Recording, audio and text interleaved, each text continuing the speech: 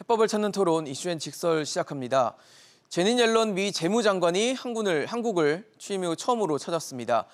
전 세계가 금융시장 불안과 또 인플레이션으로 깊은 고민에 빠진 가운데 한국과 미국이 머리를 맞대기 위해서인데요.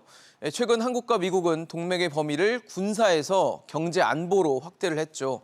그런 양국이 이해관계가 첨예하게 얽혀있는 이 경제 문제에 있어서 얼마나 실효성이 있고 또 구체적인 방안을 내놓을 수 있을지 지금부터 이야기 나눠보겠습니다.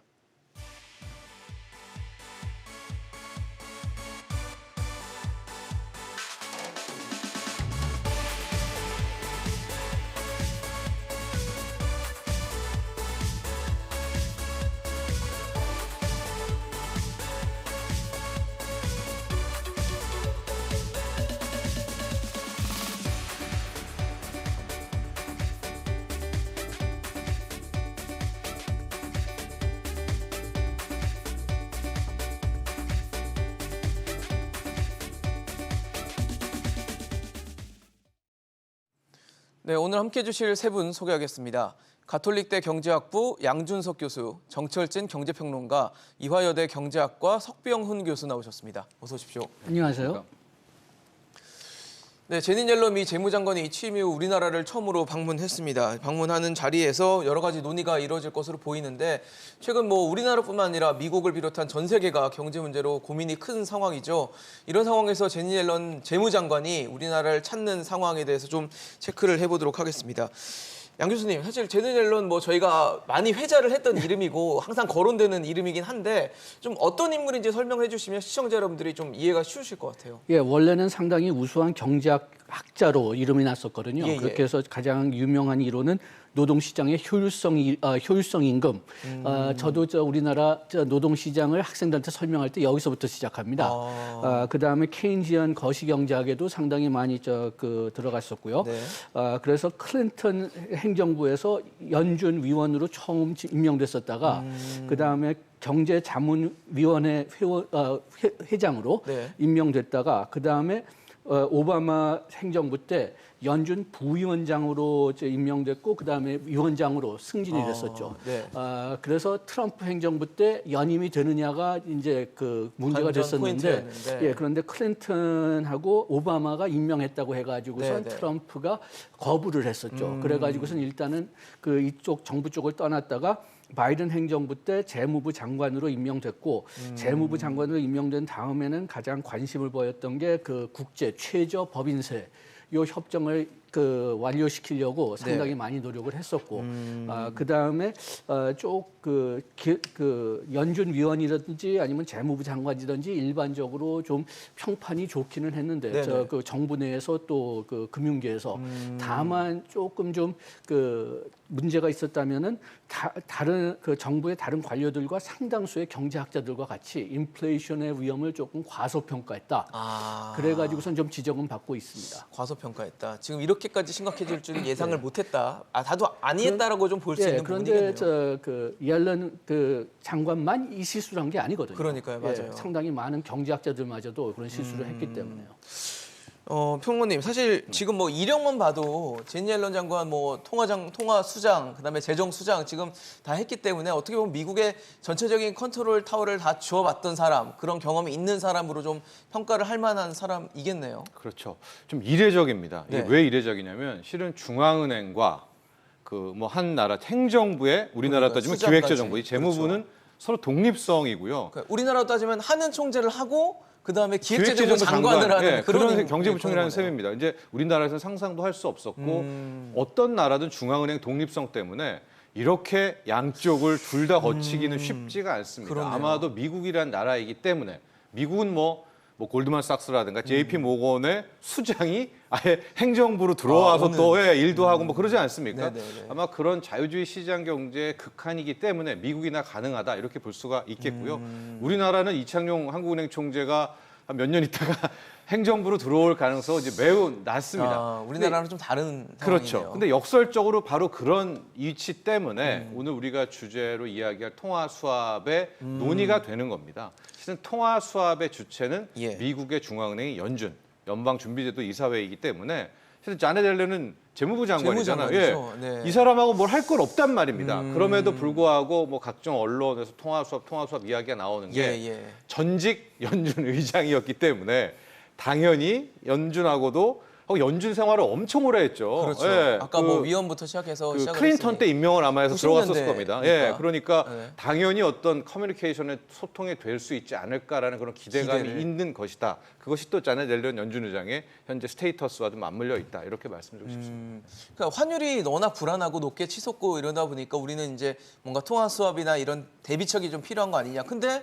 연준의 의장까지 맡았던 제니 옐런 재무장관이 오니까 통화 수합 논의할 수 있는 거 아니야라고 했는데 사실 추경호 부총리는 이제 제니 옐런과 만났는데 만나기 전에 통화 수합은 재무부가 아니라 연준의 권한이다. 그러니까 중앙은행의 권한이다. 그래서 논의되는 것에 대해서 좀 거리를 두는 표현을 했거든요. 좀 어떻게 전망하십니까?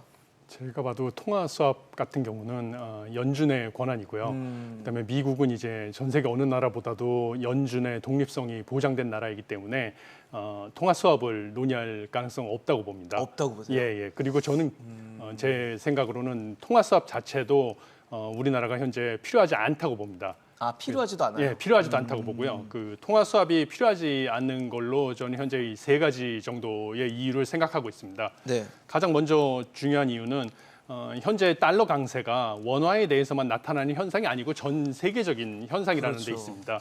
그래서 이제 미국이 물가 상승을 억제하기 위해서 연준이 긴축적인 통화 정책을 피고 있다 보니까 전 세계적으로 이제 다른 국제 통화에 대해 외국 통화에 대해서 달러가 강세를 나타내고 있는데 그 증거로 이제 미국 달러 인덱스 전 세계 6개 주요국 통화에 대한 미국 달러의 평균적 가치를 나타내는 미국 달러 인덱스가 작년 연말 대비 7월 현재 약 13% 상승을 했고요.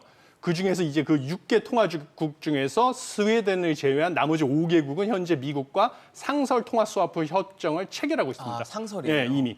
그렇지만 그럼에도 불구하고 이제 평균적으로 13% 미국 달러 가치가 이미 상승을 했고요. 아, 환율 방어가 안 됐다는 얘기죠? 그렇죠. 예. 그다음에 두 번째 이유로 한국은행이 이미 작년 12월 말에 그 600억 달러 한미 통화 스와프 종료와 동시에 네.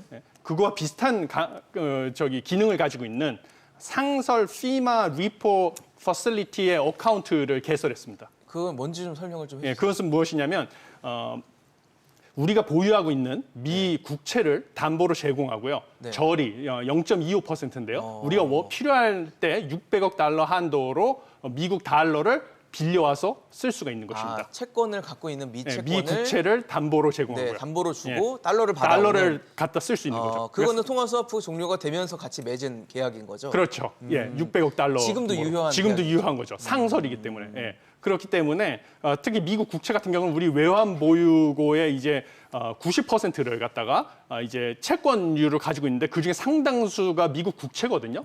그렇기 때문에 사실상 작년에 통화 스와프 작년 12월 31일에 종료됐을 때 동일한 600억 달러 규모로 상설 피마 리포 퍼실리티의 어카운트를 개설했기 때문에 네. 우리가 통화 스와프가 필요가 없는 거나 다름이 없습니다. 아, 피마 레포가 있으니까 그렇죠. 필요 그다음에 없다, 미국 스와프는. 연준 입장에서도 네. 상설 통화 스와프는 기축 통화에 준하는 이제 그 5개국하고만 맺고 네. 나머지 나라하고는 상설 피마 리포 퍼실리티에 가입을 하는 방향으로 정책을 이미 방향을 정했습니다.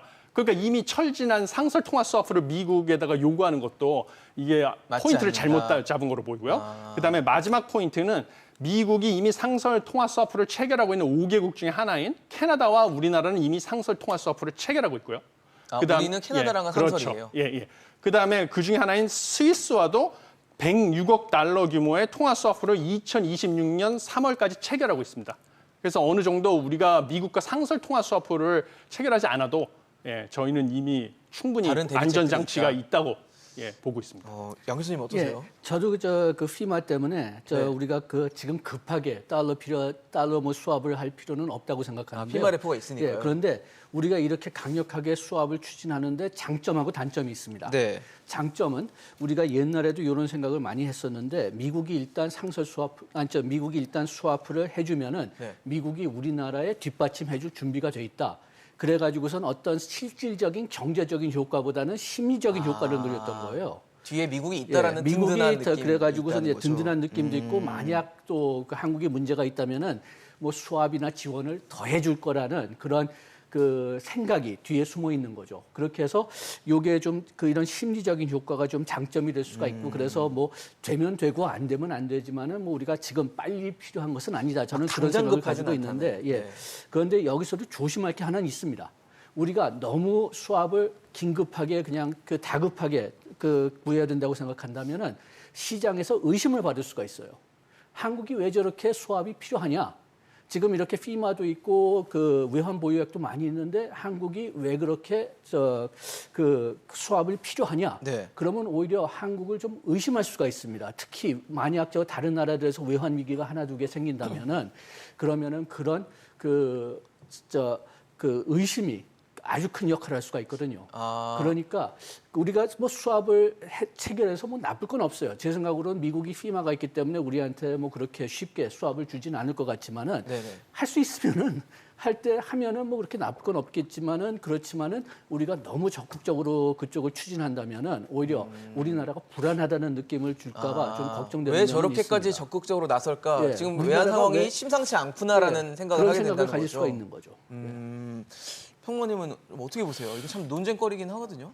두 가지 측면을 좀 봐야 될 것 네. 같은데요. 첫 번째, 현재까지의 달러 강세가 왜 나왔나를 일단 봐야 될 것 같습니다. 이유가 뭔지. 네, 현재까지의 달러 강세는 저는 누가 뭐래도 유로 약세, 엔화 약세 때문에 이루어진 과도한 달러 강세라고 보고 있습니다. 네.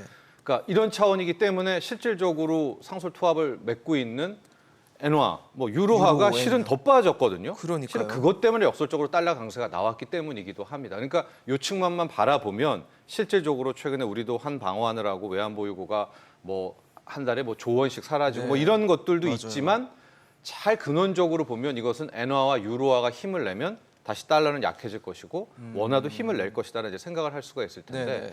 이게 첫 번째 포인트고요. 근데 두 번째 포인트는 이제 네. 만약이라는 가정을 해보는 거죠. 예. 어젯밤에서 오늘 새벽에 나온 모습을 좀 보면 유로화도 다시 힘을 냈고요. 엔화도 나름 좀 힘을 냈습니다. 파운드도 힘을 내면서 달러 인덱스가 108 넘던 게 뭐 106까지도 갔다가 이제 107로 왔었거든요. 예. 근데 이런 차원이면은 이제 달러의 강세가 빠지는데 이럼에도 불구하고 원달러 환율이 안 떨어진다. 네. 1,300원 밑으로 안 온다. 이건 솔직히 말하는 이제 시장에서 발견하고 있는 한국 외환 시장의 문제점이거든요. 그러니까 이게 현재로서는 좀 불분명한 측면이 있어요. 그러니까 지금까지의 달러 강은 우리가 잘못했다기보단 실제로 엔화와 유로화가 좀 용인한 측면이 크거든요. 그러니까 외부 요인이라는 거네요. 예. 뭐 외부 요인 그렇죠. 뭐 우리 굳이 따지자면 입장에서는, 우리 네. 입장에서는 네. 그렇긴 하지만 근데 지금 만에 하나 이제 엔화와 유로가 특히 이번 주에는 ECB 유럽 중앙은행의 네. 또 통화정책 회의도 있지 금리결정도, 않습니까? 네. 강해지면서 달러 인덱스가 꺾이는데 원달러 환율은 계속 1,300원 위다. 이건 솔직히 말하면 한국 경제 자체의 위험이거든요. 이런 차원이라면 네. 뭐 통화 수업을 애걸복걸 하지는 않더라도 운을 떼는 것은 효과는 있다고 봅니다. 운을 떼는 네, 거. 뭐 통화 수업에 대해서 뭐 생각해 본다라는 말 한마디. 왜냐하면 외환 시장은 투기꾼들이 거의 절반이 차지하거든요. 투기 수요가 심리적인 굉장히 것들이 많습니다. 되게 중요하다는 예, 거네요. 어느 외환 시장이든 마찬가지고요. 그러니까 그런 것들 누르기 위한 그런 필요도 있을 것 같고 우리 아까 교수님이 얘기했지만 저도 지난번에 여기 나와서 이야기했는데 이 피마 레포 같은 것들이 네. 저는 신개념의 미국의 연준이 고안한 일종의 이 소위 말하는 뭐 달러 패권을 잘 쓰기 위한 방안이라고 보거든요. 그러니까 갖고 있는 너네 10년물 국채 있지, 그거 갖다 주면 우리 달러 줄게. 예, 달러 잠깐 빌려줄게라는 예. 겁니다. 그동안 IMF도 우리가 장기채 비중이 높고 단기채가 적기 적었어요. 때문에 실질적으로 터지니까 유동성이 떨어졌지 않습니까? 그러니까 이 피마 레포를 좀 활용하는 방안, 그러니까 이것도 우리가 홍보도 잘 안 된 것 같고요. 이건 연준도 안 된 것 네. 같은지도 모르겠습니다만 뭐 여기에 대한 좀 어필도 하면서 중요한 것은 심리를 꺾어내는 겁니다. 심리. 예, 원달러 환율이 지금 증권사 리포트에서도 1,400원 얘기가 나옵니다. 맞아요. 국내 증권사에서 네. 이런 심리면은 실제 더 극성을 부리죠, 투기꾼은. 그러니까 불안하니까. 네, 아까 말한 두 가지 포인트와 함께 그래도 중요한 건 이 투기꾼들의 이 과도한 심리를 죽여놓는 것. 네. 짧게도 첨언을 하면은 최근에 유로화가 1대1도 깨졌잖아요, 장중에. 페리티라고. 예, 하는. 페리티도 깨졌습니다. 1달러당 0.99유로, 98유로까지 갔는데 네. 네. 그 뒤로 오히려 이 투기꾼, 그러니까 유로화가 떨어진다라고 베팅한 세력이 익절을 하고 나옵니다. 그 이유가 왜 나오느냐? 상대 포지션이 없는 거예요. 그러니까 유로화가 강해진다고 이제는 베팅하는 베팅하니 사람이 없으니까 혼자 뭔 돈을 벌습니까? 음. 그러니까 또 다시 돌아오는 거거든요. 그러니까 이만큼 투기적 수요가 세기 때문에 외환 시장에서는 애둘러서 이제 통화 수합할 거야. 원달러 환율 떨어질 수 있어. 이 정도의 압박은 좀 필요하다 이렇게 봅니다. 그런데요. 예. 그렇게 해도 그 원화의 약세는 계속 될 거라고 저는 생각하거든요. 우리가 좀 둔화시킬 수 있을지 몰라도 약세는 계속 될 거다. 네. 수화가 있던 없던 그 근본적인 이유는 금리에 있어요. 우리나라가 지금 금리를 올린다고 해도 미국만큼 빨리 올리진 않고 이제 역설되기 시작할 거고, 그 다음에 지금 일본 같은 경우는 우리가 지금 그 엔화 약세를 얘기했지만 일본은 아예 금리를 올리지 않겠다고 지금 뭐 발표한 셈이고, 이미 초저금리인데 예. 올릴 생각이 없다. 그 다음에 유럽, EU는 금리를 올릴 수는 있지만은 그렇지만 EU는 첫째로는 러시아가 우크라이나 침공할 때 그 인플레이션 효과를 직접적으로 타격받았고, 그 다음에 그쪽은 미국만큼 팬데믹에도 경제 파격이? 경제 파격이 더 크고, 그 다음에 경제 회복도 그렇게 강하지 않았었고, 빠르지 않았다. 그런데 여기에 인플레이션 때문에 또 타격을 받고, 그 다음에 또 아직까지 금리를 올리지 않았어요. 네. 금리를 올릴 거라고 예상은 하지만은, 그렇지만 또 역시 우리나라와 비슷하게 금리를 미국만큼 빨리 오르진 못할 못할 겁니다. 거다. 그렇게 되니까 약세되는 건 당연해요.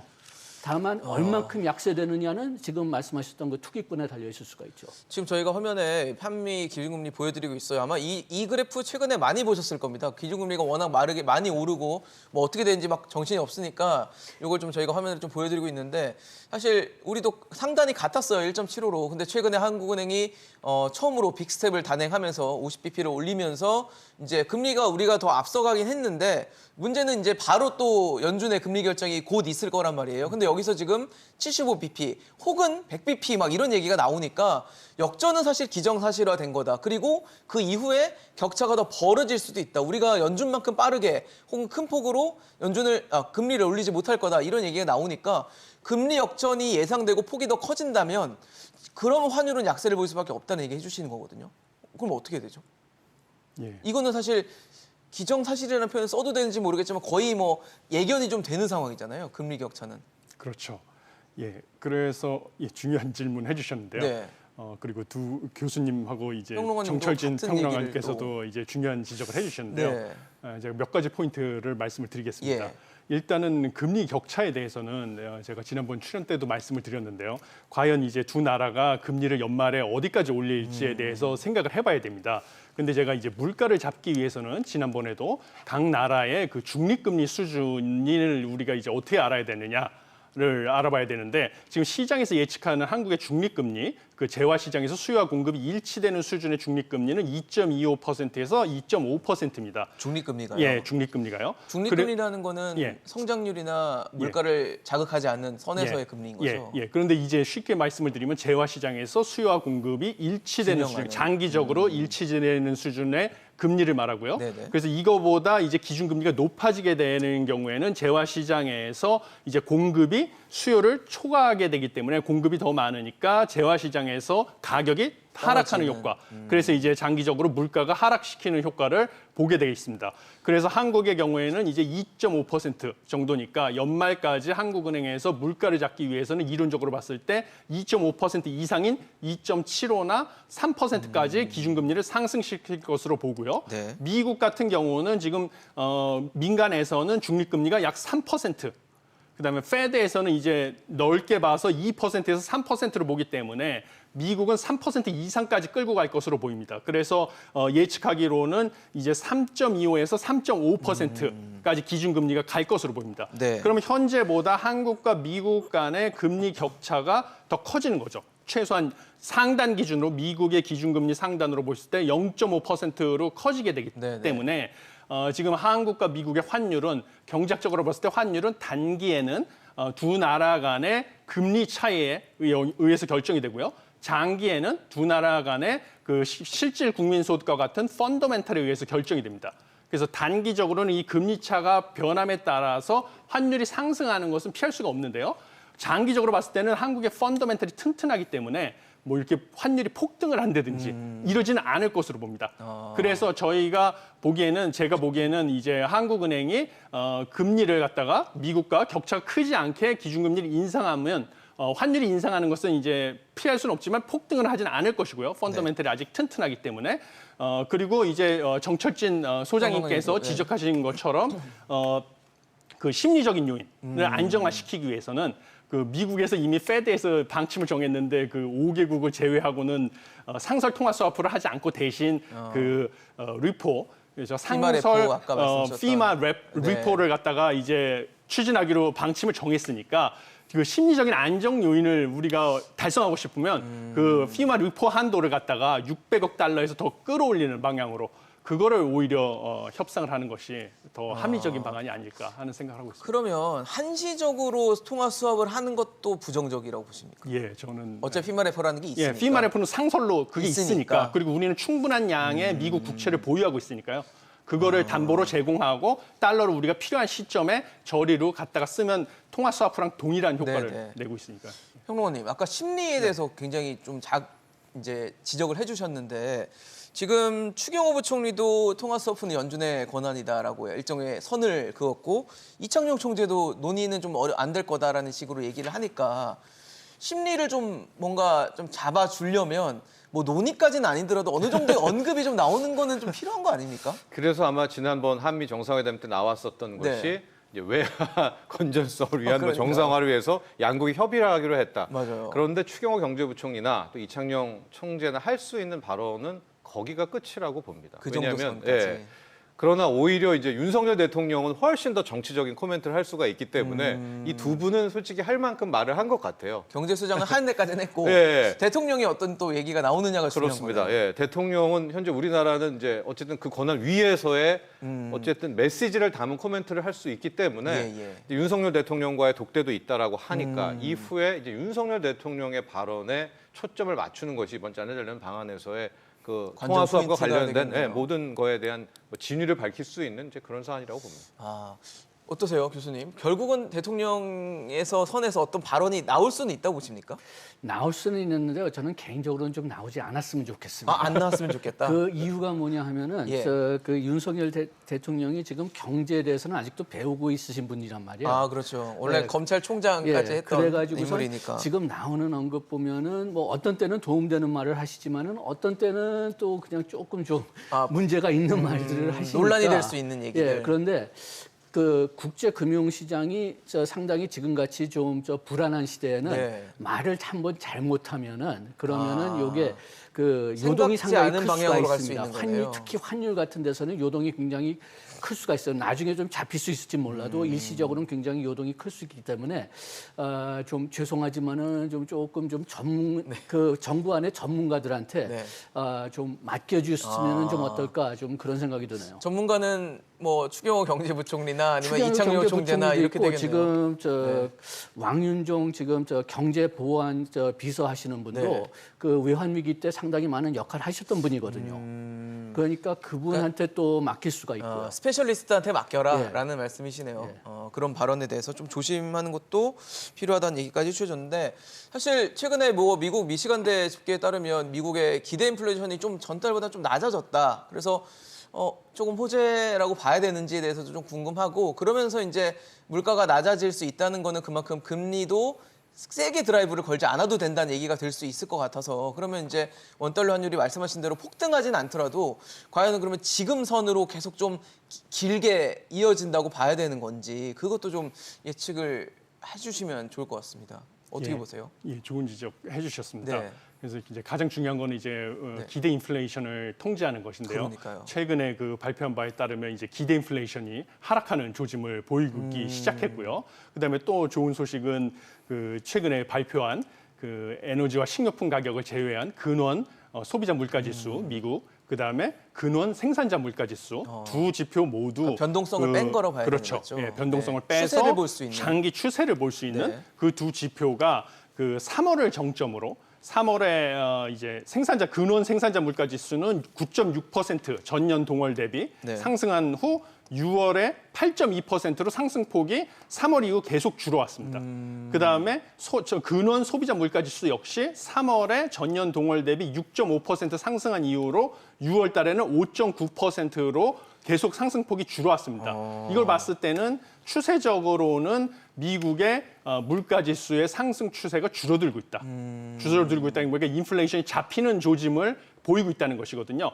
그러니까 이제 내년 한 상반기 중에는 빠르면 내년 뭐 1, 4분기 중에는 미국의 금리 인상 기조가 바뀔 수도 있다라는 것을 시장에서 예측을 하는 것이고요. 네. 그렇게 되면 한국과 미국의 금리 차가 더 이상 벌어지지 않을 것으로 저희가 예상해 볼 수 있고 그러면 이제 단기적으로 한국과 미국의 그 환율은 금리 차에 의해서 결정이 되는데요. 경제학적으로. 네. 그럼 금리 차는 환율 같은 경우는 더 크게 안정화될 벌어지지 수 않고 있는. 안정화될 수 있는 여지가 있다고 보입니다. 그럼 요선에서의 안정화를 말씀하시는 건가요? 지금 왜 사실 그렇죠. 저희가 최근에 환율 상황을 봤을 때는 너무 변동성이 크긴 하지만 그보다 앞서서는 한 1,100원대가 우리가 좀 안정적으로 유지하고 있는 환율이었거든요. 예. 근데 지금대로 만약에 안정화된다면 1,300원 혹은 1,200원 후반대로 계속 간다고 봐야 될까요?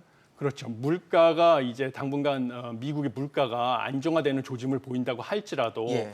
급속도로 미국의 그 물가 상승률 목표치인 2% 인플레이션 레이트로 급속도로 안정화되는 건 아니고 서서히 물가 상승률이 낮아질 거기 때문에 네. 그러면 당분간 미국은 물가 상승률이 하락하는 조짐을 보이더라 하더라도 금리는 높은 수준으로 유지할 수밖에 없습니다. 그렇기 때문에 환율이 원래 우리가 옛날에 생각했던 뭐 1,100원대로 네네. 순식간에 안정화되는 건 아니고요. 아니고. 현재 지금 저희가 보고 있는 그 1,400원, 300원대 300원. 안쪽, 네. 1,200원대 후반대 그쪽에서 이제 계속 당분간은 유지될 가능성이 큽니다.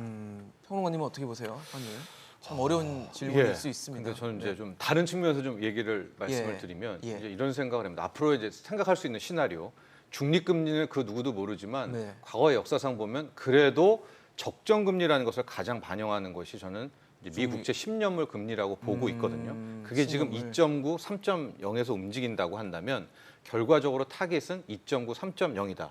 그런데 지금 인플레가 극심하니까 네. 기준금리는 아마 3.25, 3.5까지 올리게 되면 그러니까 기준금리가 앞서 우리 중립금리보다 높을 때는 소위 말하는 이제 공급을 누르면서 인플레 잡는 효과가 있다라고 네네. 했는데 저는 이제 그 중립금리에 10년물 국채를 끼워 넣는 거예요. 그럼 10년물 국채 금리 지금 한 2.9에서 3.0. 네. 기준금리가 한 3.5까지 되면 실은 요 정도면 이 갭으로 인플레를 이제 누를 수가 어느 정도 누를 수 있기 있는. 때문에 연말까지 가면 인플레도 잡힐 수가 있고 기대 인플레도 꺾이고 내년 상반기 혹은 여름쯤 가면 이제 더 높잖아요. 국채 금리는 2.9에 있고 네. 기준금리는 3.5에 3.5에 있으니까 있다면, 이거를 네. 낮추면서 경기 부양을 하자. 뭐 이제 이런 것들이 현재 제임스 블러드, 세인트 루이스 연은 총재 뭐 이런 분들이 네네. 이제 할 때 세게 하고 네. 내년에 다시 낮추자라는 이제 이런 부분들이 있는데 제가 지금 걱정하는 거는 이런 겁니다. 그 달러와 그 달러 이야기가 나왔으니까 원유를 놓고 보면 항상 둘은 역관계잖아요. 그렇죠. 예, 달러가 강해지면 유가는 하락하고 떨어지고. 달러가 약해질 때 유가가 오르는데 달러가 이렇게 강해졌는데도 고작 유가가. 유가를 배럴당 WTI 100달러 약간 깨는 못 내리는 못 것 같아요. 내렸습니다. 예. 이거를 왜 이상하다 생각하지 말고 달러를 이렇게 세게 했는데도 지금 원자재를 못 잡았다. 이렇게 생각하는 게 맞고요. 당장 오늘 새벽에 사우디아라비아가 바이든 떠나자마자 사우디는 증상 계획 없다 하니까 배럴당 100달러 또 넘었거든요. 근데 이런 상황으로 본다면 제가 보기에 달러 강은 현재 맥시멈으로 추진한 것 같아요. 이게 무슨 얘기냐? 유로화가 스스로를 자폭하고 엔화도 140엔까지 가는 해서 이 달러 강을 만들어놨는데 이제 이쪽 국민들도 헉헉대죠. 그러니까요. 왜냐하면 수입 물가가 천정부지로 오르고 당장 원자재 가격이 통제가 안 다음 주에 되니까. 러시아 뭐 가스 송유관 잠그고 잃어버리면 여기도 국민들이 야 유로화 약세 때문에 못 살겠다. 그럼 여기도 유로화 강해야 되거든요. 네네. 엔화 강 나와야 되고. 그럼 여기서 달러 강이 허틀어진다? 그러면은 달러 강세일 때 배럴당 100달러였는데 달러 약세일 때는 원자재는 어디까지 갈까? 그러니까 이걸 좀 약간 역발상으로 생각해 본다면 저는 지금의 인플레가 쉽게 꺾일 예. 수 있을 것인가? 그럼 인플레가 계속 간다면 기준금리도 뒤따라 가야 되는데 그럼요. 잡기 위해서. 잡기 위해서 가야 되는데 그러나 상대적으로 중립금리는 저는 한 2.9, 3.0이 맞다고 보거든요. 그럼 이 갭이 이렇게 벌어지게 되는 이건 경기 침체거든요.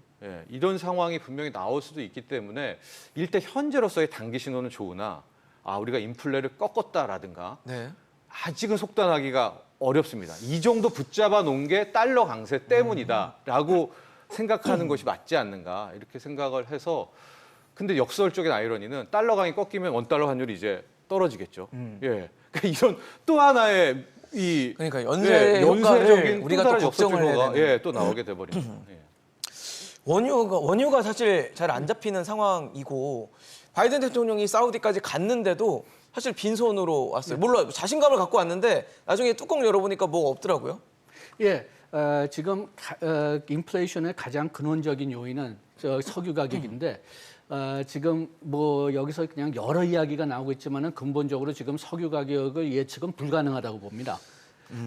지금 석유 가격이 계속 좀 떨어질 수 있는 이유는 지금 그 세계 경기 침체 가능성이 높아지면은 좀 원유 가격이 떨어질 수가 있는데 그런데 그렇다면 또 우리나라에 좋은 게 없고요. 그 다음에 두 번째로는 그 산유국들이 지금 생산을 늘리면은 또 석유 가격이 떨어질 수가 있는데 지금 그 먼저 생산 여력이 그렇게 있느냐는 지금 불확실합니다. 그렇지만은 또 지금 아직까지는 오펙하고 산유국들이 지금 높은 석유 가격을 유지하겠다고 아주 강연한 그런 이해관계를 가지고 있는 것 같아요. 네. 과거에는 이 이해관계가 무너지면서 서로 가격 경쟁을 하면서 가격이 떨어진 적이 있었습니다. 그렇지만 지금 현재로는 그런 그 모습이 요소가 안 없는 보이는 것 것 같아요. 같아요. 네. 그래가지고선 만약 연맹 관계가 깨지지 않는다면 계속 높은 가격이 유지될 거고 그 다음에 가장 큰 미지수는 푸틴의 마음이에요. 그게 제일 예상하기 그게 어려운 거 지금 아닌가요? 예상할 수 없지만은 푸틴이 만약 진짜 화가 나가지고서 너 죽고 나 죽자. 그래서 그 유럽에 대한 그 생산을 그 수출을 완전히 끊어놓는다면 잠가버리면. 뭐 지금서부터 뭐 석유 가격이 뭐 2배까지 된다는 얘기도 있거든요. 지금도 비싼데. 예, 여기도 또 미지수 하나가 들어가는 게 이제 10월이나 12월서부터 그 미국을 중심으로 이제 러시아 수출에 대한 제재가 들어갈 텐데 네. 그런 제재에서 뭐 지금 석유 가격 그 러시아산 석유 가격에 대해서는 상한선을 도입하겠다.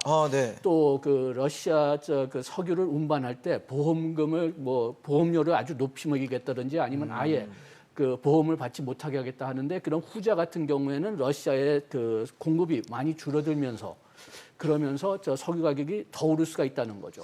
그래가지고선 지금은 진짜 예측을 못할 상태고 어렵다라는 그래가지고선 근본적으로는 석유 예측을 하기 전에는 인플레이션도 예측할 수가 없는데 네. 그런데 석유 예측을 할 수가 없으니까 지금 인플레이션도 예측하기가 어렵고 그러면 우리는 대비할 수밖에 없습니다. 그러니까요. 그래서 지금 사실 미국이 러시아산 원유와 관련한 뭐 가격 상한제 같은 거를 이제 추진해서 하려고 하는데 이게 뭐 그런 거잖아요. 가격 상한제 만약에 동참을 한다라고 그런 국가가 있다라고 하면 이제 러시아 원유를 수입할 때 시중에서 이제 거래되는 금액보다는 좀 낮은 금액으로 원유를 수입을 해서 어떻게 보면 뭐 러시아에 좀 가격적인 메리트를 주지 않겠다 뭐 이런 얘기인 것 같은데 이게 압박 수단이 될 수 있는 건가요? 러시아에서 그냥 뭐 안 주겠다라든지 혹은 난 안 팔겠다 식으로 나오면 뭐 그렇게 압박 카드가 될 수 있을까라는 좀 걱정이 되거든요. 예, 그렇죠. 그 실효성이 저도 떨어진다고 보는데요. 그래요? 일단 이 가격 상한제 얘기가 나온 그 배경에 대해서 먼저 말씀을 드리면요. 네. 양 교수님께서도 지금 간단하게 언급을 해주셨는데요. 예. 일단 그 가격 상한제 아이디어는 제닛 앨런 장관이 제시를 했고요. 지난 6월 말 G7 정상들이 합의를 해서 예. 나오게 됐는데요. 일단 두 가지 배경이 있습니다. 러시아가 원유 수출로 큰 이득을 보지 못하게 이제 원유 가격 상한을 두자는 것이고요. 네. 그다음에 두 번째 이유는 러시아 원유 수출 중단을 하게 되면 국제 원유 가격이 또 폭등을 하게 되니까 원유 수출을 일정 부분 이제 할 수 있게 해주자는 건데요. 두 번째 이유 관련해서 양 교수님께서 말씀하셨듯이 그 영국하고 EU에서 합의를 하는 게 무엇이냐면요. 러시아가 원유를 갖다가 이제 해상 운송을 통해서 뭐 아프리카 이런 데로 지금 수출을 하고 있는데요. 네. 그 보험을 해상 운송에 제공하는 보험이랑 그 대출을 갖다가 올 연말 이후로 중단을 하자고 이제 유럽 연합하고 영국에서 합의를 했습니다. 예. 그런데 이제 그렇게 되면 러시아가 이제 해외 수출길이 막히는 거죠, 원유를. 그렇죠. 그렇게 되면 이제 원유 가격이 폭등을 할 수가 있는 거죠. 그러니까 그러지 말고 예외 조항을 두는데요. 예외 조항으로 이제 우리가 정한 상한 아래로 싸게 원유를 파는 거를 허용해주면 그 이제 보험이나 해상 운송에 대해서 이제 대출을 허가해주겠다 이렇게 나온 거죠. 그러면 이제 러시아가 싼 값에 수출을 내놓을 하게 거다. 해서 가격 폭등은 막고 막으면서? 원유 수출로 폭리를 취하는 것은 또 두 막을 가지를 수 다 막겠다. 있고. 두 마리 토끼를 잡겠다는 아이디어인데요.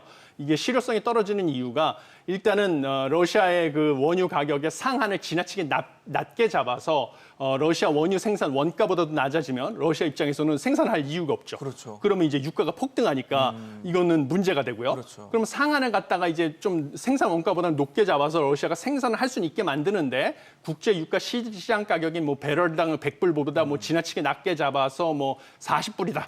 이러면 러시아가 수출을 하면서 개별 이제 수입국들하고 묵시적인 협약을 할 수가 있습니다. 그래서 원유 너 싸게 사는 대신에 우리 러시아 다른 뭐 제품인 뭐 무기라든지 네. 옷 이런 거를 추가로 사줘. 뭐 이런 식으로 끼워 하든지 팔기식으로. 끼워 팔기를 할 수도 있고요. 아니면 원유를 싸게 사는 대신에 너 현물로 우리한테 뭐 딴 거 더 줘.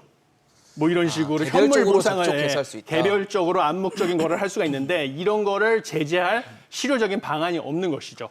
예. 그럼 굉장히 좀 회의적인데 평론가님은 어떻게 보세요? 이거 괜찮은 카드입니까? 안 괜찮은 카드라고 그래요? 봐요. 안 괜찮은가요? 왜냐면 이미 지금 블랙마켓에서 네. 중국과 인도가 상대적으로 소위 말 디스카운트 된 대로 러시아산 하고 있어요. 원유를 엄청 하고 사들이고 있어요. 있습니다. 이건 거의 팩트에 가깝습니다. 여러 기자들 통해서 여러 언론 통해서 네, 나오고 블랙마켓이지만, 있고요. 블랙마켓에서요. 하고 중국의 소비자 물가 상승률이 뭐 경제 봉쇄 때문이기도 하지만 네네. 3%도 안 됩니다. 그러니까 그 이유 중에 하나가 일단은 러시아산 원유를 지금 대놓고 갖다 쓰고 있는 저렴하게. 게 중국입니다. 그러니까 원자재발 인플레이션 영향이 좀 덜한 거네요. 상대적으로 덜한 거죠. 중국은. 하고 이번에도 러시아산 상한제 한다고 하니까 중국은 가장 먼저 우리는 안 한다. 그러니까 지금 할 필요가 없죠, 예, 중국은. 그러니까 네. 이게 또 주식시장도 영향을 미쳐요. 현재 나홀로 따르게 노는 게 중국 증시거든요. 네네. 중국 증시는 상대적으로 원자재발 인플레에서 좀 떨어져 러시아 원유 있는, 쓰면서 거리가 좀 떨어져 있는 이런 느낌이네요. 왜곡이 계속 나오고 있기 때문에 미국에도 굉장히 똑똑한 관료들이 있을 텐데 그러게요. 그걸 버젓이 알 텐데 왜 이런 왜 이런- 러시아산 네. 원유 상한제라는 카드를 상당히 옛 방식을 구사했을까 좀 의문이기도 합니다. 여기서 뭐 우리 전문 분야에 조금 떨어지긴 하지만은 트럼프 행정부에서 얼마나 요걸 다 망가뜨렸는지를 좀 한번 회귀할 필요가 있어요. 지금 중국은 완전히 적국가로 만들어놨고 인도도 별로 그렇게 관계 좋지 않게 만들었고 사우디도 뭐 사우디에 원래 문제가 있었지만은 그렇지만 또 사우디아라비아하고 관계도 좀 네. 그러니까 관계들을 다 망가뜨려놨다는 다 말씀이시군요. 망가뜨려놨으니까 지금 미국을 따를 필요가 없죠.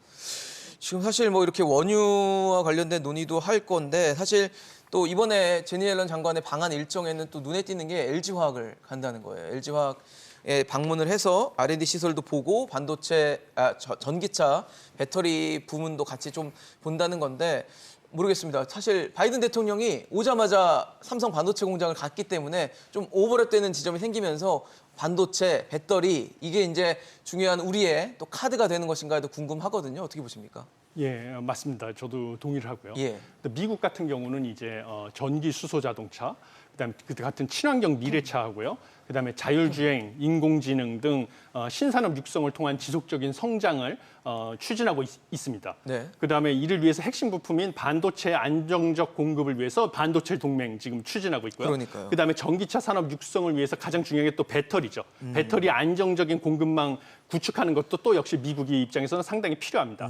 특히 바이든 대통령은 2030년까지 미국에서 판매하는 자동차의 50%를 갖다가 이제 전기차로 판매하는 정책을 이미 추진 중에 있고요. 미중 갈등이 심화되는 상황에서는 2021년 기준으로 이제 한국이 배터리 시장, 전 세계 배터리 시장에서 30% 이상을 장악하고 있기 때문에 미국의 입장에서는 이제 한국의 배터리 산업과의 동맹이 무엇보다도 네, 중요하기 때문에 그렇네요. 지금 제닛 앨런 장관이 배터리 지금 보러 왔다라는 보러 거겠네요. 왔다는 거죠. 예, 무엇보다도. 근데 사실 미국이 최근에 뭐 치포 동맹, 뭐 일본 또 대만, 우리, 미국 해서 동맹 만들자 뭐 이런데 한번 응답을 해달라, 화답해라라고 시한을 둔 걸로 알고 있는데 우리는 어떻게 좀 결정을 해야 될까요? 아직까지는 좀 더 시간을 둬야 될 거라고 보고 있습니다. 근데 세상이 어떻게 된 건지 두 팀으로 좀 나눠진 것 같아요. 맞아요. 네, 이쪽 팀은 이제 중러가 있고요. 네. 근데 여기에 이란도 이쪽 지금, 팀에 합류했고요. 네. 터키도 이쪽 팀에 있고 네. 참으로 놀랍게도 사우디아라비아가 그렇게 이란과 앙숙인데도 여기 빈살만은 들어와요. 이 팀으로 가려고 합니다. 이 중러 팀으로. 이번에 미국 가서 미국 바이든 대통령 간 거 보니까 안 친하긴 안 친한 것 같더라고요. 그렇죠. 하고 앙숙이지만 할아버지가 앙숙이지 빈살만은 뭐 이란과 또 하면 합니다. 그러면 이쪽에는 원자재 팀이잖아요. 그렇네요. 반대 팀에는 이제 미국, 유럽, 일본 팀이 있거든요. 이 팀에서 가장 내세울 수 있는 것은 실은 1번이 달러고요. 그렇죠. 그래서 이제 달러 강으로 뭉쳐온 거고 이제 두 번째 산업적으로는 반도체가 있다고 보거든요. 반도체 생태계. 그렇죠. 그러니까 A부터 장비 설계 모든 거 끝까지를 다 할 수가 있는 게 반도체입니다. 그러면은 이쪽 팀에 들어가면은 이제 이쪽 팀은 반도체 생태계를 잡아야 되잖아요. 그렇네요. 그러니까 우리 삼성전자랑 중요한 거네요. 우리의 그 치포 동맹도 이제 계속 말하는 거고 그 다음으로 이쪽 팀 이제 미국, 일본, 유럽 팀이 원하는 게 전기차 생태계거든요. 아. 여기에 또 배터리가 굉장히 그러니까 중요하죠. 우리가 중요합니다. 근데 우리나라가 어쨌거나 우리는 이제 완전히 이 미국, 유럽, 일본 팀으로 합류를 했기 때문에 이제 이 중러 팀하고는 완전히 결별 선언을 우리가 했죠. 원자재 팀에 들어가긴 좀 애매한 포지션. 그렇죠. 여러 가지 아닌가요, 포지션 사실? 때문이기도 한데 그러니까 앞으로도 이제 우리에게 반도체에 대한 희생, 전기차 관련한 배터리에 대한 희생을 이쪽 팀에 들어갔으니까 요구하게 될 텐데 요 와중에 줄 거 주더라도 얻는 걸 얻는. 얻어야죠. 예, 그것이 네. 굉장히 이제 중요한 중요한. 하나의 정책이 될 것 같습니다. 예, 거기에 조금 좀 제가 좀 그 다른 견해가 있는데요. 예. 지금 미국도 어떤 면에서는 아직까지는 중국 경제에 의존을 하고 있습니다. 만약 저기 그 중국의 수출이 미국에 대한 수출이 없다면은 미국의 인플레이션이 지금보다 더 악화될 거예요. 그래가지고 아직까지는 미국이 중국에 의존하고 있기 때문에 우리가 그 반도체 전맹에 들어갔다고 해도 우리는 그러면은 기술 유출이나 아니면은 저 최신 반도체 수출은 자제하겠지만은 그렇지만 중간 정도의 반도체는 계속 수출하겠다. 그렇게 우리가 설득을 시켜야 되고 또 설득이 가능하다고 봅니다. 그렇지 않으면 미국도 문제가 생기니까. 그래가지고선 그런 전략을 취해야 될 거고 또 미국도 우리나라하고 뭐 대만이 필요한 이유가 뭐냐면 미국에서는 지금 제조업을 하려고 해도 못해요. 지금 뭐 거기 미국에서 뭐 배터리 공장 세웠으면 좋겠다지만은 네. 테스라 정도밖에는 지금 세울 생각이 없고 그 다음에 미국의 반도체를 세우겠다 하는데 인텔 정도밖에는 지금 생각을 안 해요. 그 이유가 뭐냐면은 자본이 아주 대규모 자본이 맞아요. 필요하고 많이 들어가죠. 마진율도 미국에서 생각할 때는 너무 낮고 낮다. 그래가지고서 미국 민간 기업들이 들어가기 싫으니까 외국 아직까지는 기업들을, 외국 예. 기업들이 절대적으로 삼성, 필요한 뭐 상태입니다. LG 뭐 이런 예, 데겠네요. 그래가지고선 우리가 의외로 협상력이 많을 수가 있어요. 근데 사실 좀 걱정되는 건 석 교수님 사실 이게 뭐 사실 누구 편 드는 싸움은 아닌데 일단 이상하게 양쪽 무슨 천군백군처럼 갈려져가지고 우리가 만약에 미국 편에 서는 것처럼 비춰졌을 때 중국의 어떤 일종의 보복 우리가 또 몇 년 전에 사드 보복을 경험했기 때문에 그런 좀 트라우마가 있어서 그 걱정을 또 하게 되거든요. 어떻게 되는 겁니까 우리는? 근데 저도 사실 그런 보복 같은 그 트라우마도 있고 예. 그래서 다시는 그런 일을 겪지 않았으면 없어야죠. 하는 맞아요. 그 희망도 있긴 너무 하지만 피해를 많이 입었거든요. 지금 현재는 이제 탈세계화 그다음에 뭐 블록화 이런 추세로 지금 가고 맞아요. 있잖아요. 불과 얼마 전만 해도 경제학계에서도 뭐 자유무역 네. 뭐 이런 게 이제 원래는 주류가 될 거다 주류였었는데 이게 반대로 지금 가고 있기 그러니까 때문에 묶이기 그런 시작했거든요. 추세에다가 저희는 또 그것뿐만 아니라 또 안보 이슈도 같이 엮여 있기 때문에 네. 결국은 저희도 지금 칩4에 가입을 하고 네. 미국 편에 쓸 수밖에 없는 상황으로 몰리지 않을까. 더 이상 네. 전략적 모호성을 택할 수 없는 상황으로 갈 수밖에 없지 않나 이런 생각을 하고 있습니다. 알겠습니다. 그런데 우리가 오늘, 그렇게 네. 보복 조치 받았을 때 우리나라 대중 수출은 늘었습니다. 반도체 때문에. 그런 부분이 또 어떤 영향을 미칠지도 같이 좀 체크를 해봐야 될 것 같습니다. 일단 제니 옐런 미 재무장관이 우리나라를 취임 이후 처음으로 찾는데 여기서 과연 어떤 얘기들이 나올지 우리가 또 얼마나 줄 건 주되 또 얼마나 잘 받아낼 수 있을지 이런 거래가 또 어떻게 가능할지도 저희도 체크해 보도록 하겠습니다. 오늘 양준석 교수, 정철진 평론가, 석병훈 교수와 함께했습니다. 이슈앤잭슨 오늘 준비한 소식은 여기까지입니다. 지금까지 함께해 주신 여러분 고맙습니다.